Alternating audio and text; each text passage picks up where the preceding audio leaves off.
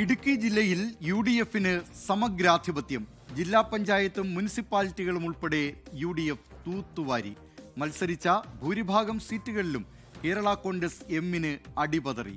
തൊടുപുഴ നഗരസഭയിൽ NDA പ്രധാന പ്രതിപക്ഷമായി.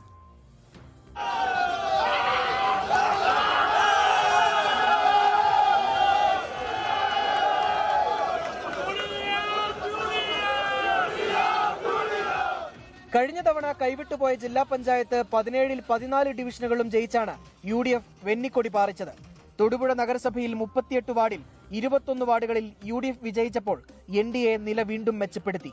9 വാർഡുകൾ ജയിച്ച് മുഖ്യ പ്രതിപക്ഷമായി. LDF-ന് 6 വാർഡുകൾ മാത്രമാണ് ജയിക്കാനായത്. കട്ടപ്പന നഗരസഭയിൽ 35 വാർഡുകളിൽ 20 UDF സ്ഥാനാർത്ഥികൾ വിജയിച്ചപ്പോൾ 13 വാർഡുകൾ നേടി LDF നില മെച്ചപ്പെടുത്തി. കേരളത്തിലാകെ ഉണ്ടായിട്ടുള്ള ഒരു പരാജയം ഭരണവിരുദ്ധ വികാരമൊന്നും ലോകത്ത് എത്തേണ്ട കാര്യമില്ല. വന്നത് എന്താണെന്ന് പരിശോധിക്കും. പരിശോധന അടിസ്ഥാനത്തിൽ നിലപാട് സ്വീകരിക്കും.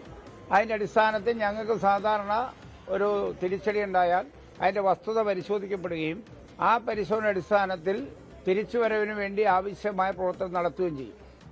UDF ജില്ലാ chairman Joy Vettikuzhi, KPCC general secretary Nisha Soman എന്നിവർ നഗരസഭകളിൽ വിജയിച്ചു. പ്രതീക്ഷിച്ച വിജയമാണ്.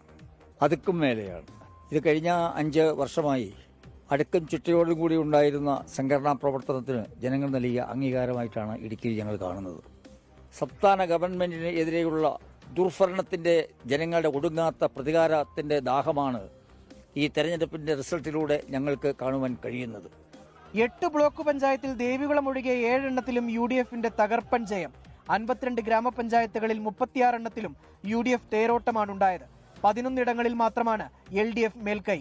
സംസ്ഥാനത്തെ ഏക വാർഡ് ആം ആദ്മി പാർട്ടി നിലനിർത്തി. കരിങ്കുന്നം പഞ്ചായത്തിലെ 13-ാം വാർഡിൽ ബീന കുര്യനാണ് വിജയിച്ചത്. മണക്കാട് പഞ്ചായത്തിൽ 2020 സാന്നിധ്യം അറിയിച്ചു. 24 ഇടുക്കി.